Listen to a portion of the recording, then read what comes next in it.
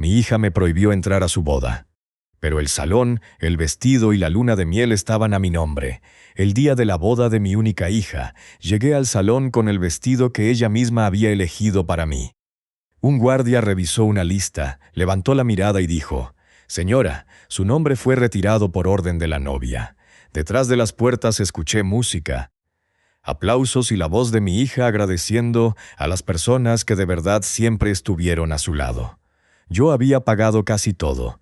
Mi nombre es Adriana, tengo 55 años y crié sola a mi hija, Camila. Desde que tenía 4, su padre se fue con otra mujer y durante años enviaba dinero solo cuando recordaba que tenía una hija. Yo trabajé como costurera por las mañanas, administradora en una clínica por las tardes y, durante muchas noches, arreglé vestidos hasta que me dolían los dedos. Camila nunca pasó hambre. Nunca tuvo que abandonar la escuela. Nunca dejó de celebrar un cumpleaños porque faltara dinero. Quizá ese fue mi error. Me esforcé tanto para que ella no sintiera la ausencia de su padre que terminé ocultándole cuánto costaba cada cosa. Cuando Camila conoció a Bruno, tenía 27 años. Él era amable, educado y sabía decir exactamente lo que cada persona quería escuchar. La primera vez que vino a mi casa, llevó flores y me llamó segunda mamá. «Camila habla de usted con tanto orgullo», me dijo. «Dice que es la mujer más fuerte que conoce». Me emocioné. Hoy me avergüenza admitirlo, pero durante meses defendí a Bruno frente a cualquiera que dudara de él. Mi hermana Silvia decía que era demasiado encantador. Los hombres que necesitan gustarle a todo el mundo suelen esconder algo. «Estás exagerando», le respondía. Camila por fin encontró a alguien que la valora. Bruno trabajaba en bienes raíces. O eso decía. Vestía bien, cambiaba de automóvil con frecuencia y siempre estaba hablando de inversiones. Nunca entendí exactamente cuánto ganaba. Cuando le preguntaba, sonreía. En este negocio hay meses excelentes y meses tranquilos. Camila parecía feliz. Eso era suficiente para mí. Se comprometieron después de 11 meses. Organizaron una cena en un restaurante elegante y Bruno pidió su mano frente a todos. Camila lloró. Yo también después del brindis, él se acercó y me abrazó. «Gracias por criar a la mujer de mi vida». Parecía sincero.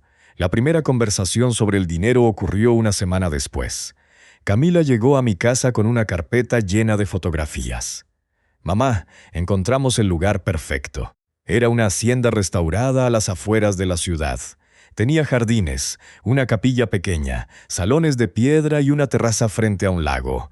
Pregunté cuánto costaba. Camila bajó la voz.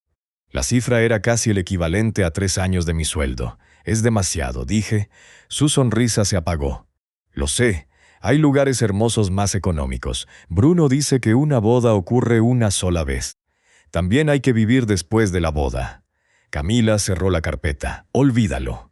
No debí enseñártelo, su reacción me dolió, no porque fuera infantil, sino porque durante toda su vida yo había sido la persona a quien le contaba todo. «Espera», le dije.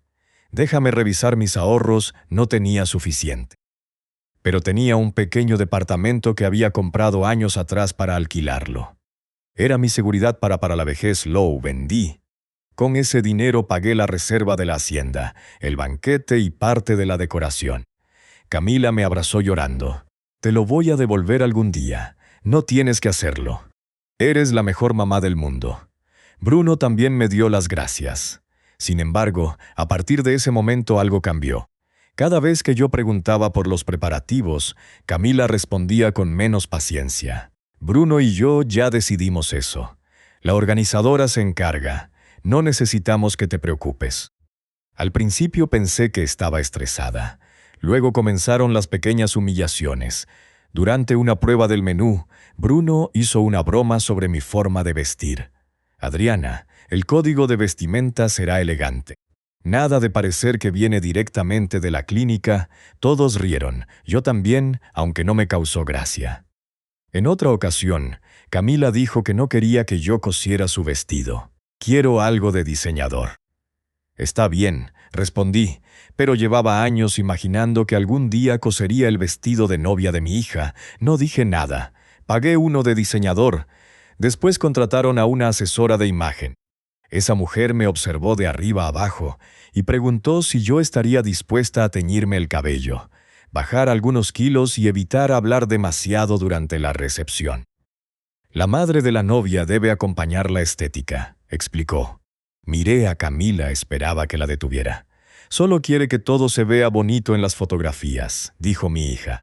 A partir de ese día empecé a sentir que yo no era su madre, era un objeto que necesitaban corregir. Aún así, continué pagando: el vestido, las flores, la música, los autobuses para los invitados.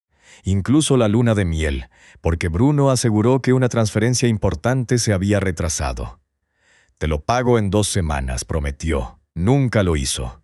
La única persona que me decía la verdad era mi hermana Silvia. Te están usando. Es mi hija. Precisamente por eso duele más. Está nerviosa. Adriana, una novia nerviosa no trata a su madre como una vergüenza. No quise escucharla. Hasta que llegó la cena de compromiso con la familia de Bruno, su madre, Patricia, era una mujer fría, de esas que sonríen sin mover los ojos. Durante la cena habló de sus viajes, de sus propiedades y de los colegios privados de sus hijos. Luego me preguntó: ¿y tú a qué te dedicas? Le expliqué que trabajaba en una clínica y que también era costurera. «Qué sacrificada», respondió. El tono no era admiración, era lástima. Más tarde escuché a Patricia hablando con Camila en el pasillo. Tu madre es buena mujer, pero necesitas aprender a marcar distancia. Ahora vas a formar parte de otra clase de familia. Camila no la contradijo. Eso fue lo que más me dolió, no fue lo que Patricia dijo. Fue el silencio de mi hija. Pocos días después, Camila me pidió que no invitara a mis amigas del taller. No conocen a nadie. Me ayudaron a cuidarte cuando eras niña. Mamá, no conviertas mi boda en una reunión de barrio. Sentí que algo se rompía dentro de mí. ¿Te avergüenzas de mí? No empieces. Solo te hice una pregunta. Me avergüenza que siempre quieras ser el centro de todo. Me quedé sin palabras. Yo había pasado meses tratando de desaparecer para no incomodarla. Esa noche revisé todos los contratos. Lo hice porque necesitaba saber cuánto dinero había gastado. Entonces descubrí algo importante. La hacienda estaba reservada a mi nombre, el contrato del banquete estaba a mi nombre, la agencia de viajes había emitido la luna de miel a mi nombre como responsable del pago. Incluso el vestido seguía legalmente bajo mi compra porque Camila nunca firmó la recepción final. Llamé a Silvia. Creo que cometieron un error. ¿Qué error? Actúan como si yo no existiera. Pero casi todo depende de mi firma. Silvia guardó silencio. ¿Qué vas a hacer? Todavía no lo sé. No quería destruir la boda. A pesar de todo, Camila seguía siendo mi hija. Pero necesitaba saber hasta dónde estaban dispuestos a llegar. Una semana antes de la ceremonia, Camila vino a verme. No se sentó. Mamá, queremos pedirte algo. Dime. Pensamos que sería mejor que no dieras ningún discurso. ¿Por qué? Bruno cree que podrías emocionarte demasiado. ¿Puedo preparar algo breve? No. Su respuesta fue demasiado rápida. La miré. ¿Qué más? Patricia va a entrar conmigo al salón después de la ceremonia. Sentí un vacío en el estómago. La madre de Bruno. Ella conoce mejor el protocolo. Yo soy tu madre. No hagas esto difícil. ¿También va a sentarse en mi lugar? Camila cruzó los brazos. Mamá, todo gira siempre alrededor de tus sacrificios. Estoy cansada de sentir que te debo la vida. La frase me dejó inmóvil. Nunca te pedí que me debieras nada. No hace falta. Siempre está en tu forma de mirar, de pagar, de recordar todo lo que hiciste por mí. Vendí mi departamento para esta boda. Fue tu decisión esa frase. La misma que tantas personas usan cuando quieren disfrutar de tu sacrificio sin aceptar ninguna responsabilidad. Camila se marchó sin abrazarme. Al día siguiente recibí un correo de la organizadora. Habían modificado la distribución de las mesas. Mi nombre ya no aparecía en la mesa principal, estaba en una mesa al fondo, junto al personal externo. Llamé a Camila, no respondió, llamé a Bruno. Contestó después de varios intentos. Es solo un asunto de organización, dijo. Soy la madre de la novia. Adriana, no convierta esto en un drama. Tú pediste que me cambiaran, suspiró. Camila necesita empezar su vida sin depender emocionalmente de usted. Fue entonces cuando entendí que no se trataba de una boda, se trataba de borrarme. 2 días antes de la ceremonia, la administradora de la hacienda me llamó. Señora Adriana, necesitamos confirmar si autoriza un cambio en la lista de acceso. ¿Qué cambio? La novia solicitó retirar a 2 personas. Una era Silvia. La otra era yo. Sentí que me ardía el rostro. ¿Dijo por qué? Problemas familiares. Colgué y lloré durante casi 1 hora. Luego llamé a mi hija, esta vez contestó. ¿Me quitaste de la lista? Silencio. Mamá. Después de nuestra discusión pensamos que sería mejor evitar una escena. ¿Una escena? Sí. Yo pagué esa boda. Ahí está otra vez. ¿Qué cosa? Usando el dinero para controlarme. No quiero controlarte. Quiero asistir a la boda de mi hija. No te quiero allí si vas a hacerme sentir culpable. Respiré profundamente. ¿Es tu decisión? Sí. ¿Y estás completamente segura? Sí. Entendido, colgué. Esa misma tarde fui a ver a un abogado. No buscaba venganza. Buscaba saber qué podía hacer sin cometer ninguna ilegalidad. Revisó los contratos. Usted puede cancelar los servicios, pero perderá una parte de los depósitos. ¿Puedo transferirlos? Algunos sí. Otros requieren autorización de los proveedores. No quiero cancelar la boda. El abogado levantó la mirada. Entonces, ¿qué quiere? Que aprendan la diferencia entre un regalo y un derecho.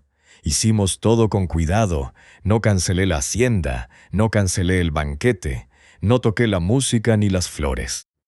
Solo retiré mi autorización para pagar cualquier gasto adicional. También cancelé la luna de miel, que todavía podía reembolsarse parcialmente, y envié una notificación a la tienda del vestido. La prenda no podía entregarse sin mi firma o sin que Camila pagara el saldo completo. El día de la boda me vestí y fui a la hacienda, no porque esperara que me dejaran entrar. Quería darle a mi hija una última oportunidad. El guardia revisó la lista. Su nombre fue retirado. Lo sé, lo siento, no es culpa suya. Me hice a un lado. Desde afuera escuché que la ceremonia comenzó. Luego sonó mi teléfono, era Camila. ¿Dónde está mi vestido? Su voz temblaba. Dicen que falta un pago. Así es. Tú prometiste pagarlo. También prometiste que yo estaría en tu boda. No puedes hacerme esto hoy. Yo no retiré mi nombre de la lista. Colgó 5 minutos después, llamó Bruno. Adriana, esto es ridículo. Pague el vestido. No. Hay 200 personas esperando. Entonces tendrán que resolverlo. Vamos a denunciarla. Por negarme a pagar una compra que está a mi nombre. Guardó silencio. ¿Usted quiere arruinar la boda? No. Si quisiera arruinarla, habría cancelado el salón, volví a colgar. Finalmente Patricia pagó el saldo del vestido. La ceremonia comenzó casi 2 horas tarde. Yo regresé a casa. Pensé que eso sería todo. Me equivoqué. Al día siguiente, Bruno publicó un mensaje acusándome de ser una madre manipuladora que había intentado sabotear la felicidad de su hija. Muchos familiares lo compartieron. Camila también. Decía que yo usaba el dinero para controlar a las personas. No respondí públicamente. Envié un solo mensaje al grupo familiar. Adjunté capturas del correo donde me retiraban de la lista, la distribución de las mesas, las facturas y los mensajes donde me pedían pagar gastos adicionales. Luego escribí: un regalo deja de ser regalo cuando quien lo recibe cree que también compró el derecho a humillarte. La reacción fue inmediata. Algunos familiares llamaron a disculparse, otros dejaron de defenderlos. Pero la verdadera caída de Bruno ocurrió una semana después. La agencia de viajes me contactó porque él había intentado usar mi tarjeta para volver a reservar la luna de miel. Yo nunca le había dado autorización. Pedí una investigación, descubrimos cargos anteriores: restaurantes, combustible, una membresía privada y varias compras que Bruno había cargado usando los datos que obtuvo durante la organización de la boda. La cantidad era considerable. Presenté una denuncia. Cuando confronté a Camila, esperaba que estuviera sorprendida. No lo estaba. Bruno dijo que te lo devolvería. ¿Tú sabías? Solo algunas cosas. Usó mi tarjeta sin permiso. Somos familia. Por primera vez sentí que no reconocía a mi propia hija. Eso no es ser familia. Eso es robar. ¿Vas a denunciar a mi esposo? Ya lo hice. Camila me llamó monstruo. Dejó de hablarme. El matrimonio duró 4 meses. Bruno tenía deudas, contratos falsos y otra relación desde antes de la boda. Cuando Camila descubrió todo, Patricia culpó a mi hija y la echó del departamento donde vivían. Una noche, Camila apareció frente a mi puerta con una maleta. Tenía el maquillaje corrido y la mirada vacía. No tengo dónde ir. La miré en silencio. Parte de mí quería abrazarla como cuando era niña. Otra parte recordaba al guardia diciendo que mi nombre no estaba en la lista. Abrí la puerta. «Puedes quedarte 30 días». Me miró sorprendida. «¿Solo 30? Es tiempo suficiente para encontrar trabajo y organizarte. Soy tu hija y yo soy tu madre, no tu cuenta bancaria». Empezó a llorar, lo siento. Todavía no. ¿Qué quieres decir? Que ahora estás asustada. El arrepentimiento se demuestra cuando ya no necesitas nada. Vivió conmigo 1 mes. Conseguí que asistiera a terapia, pero ella tuvo que pagarla con su primer sueldo. Vendió algunos regalos de boda para cubrir sus deudas. Durante semanas apenas hablamos. Un día entró a mi pequeño taller y me encontró terminando un vestido. Se sentó frente a mí. «Me avergoncé de ti», dijo. No levanté la mirada. «Lo sé. Bruno decía que tú querías mantenerme pequeña, y tú decidiste creerle». Porque me gustaba la vida que prometía, dejé la aguja sobre la mesa. No me dolió que eligieras a tu esposo. Me dolió que necesitaras convertirme en alguien inferior para sentirte parte de su mundo.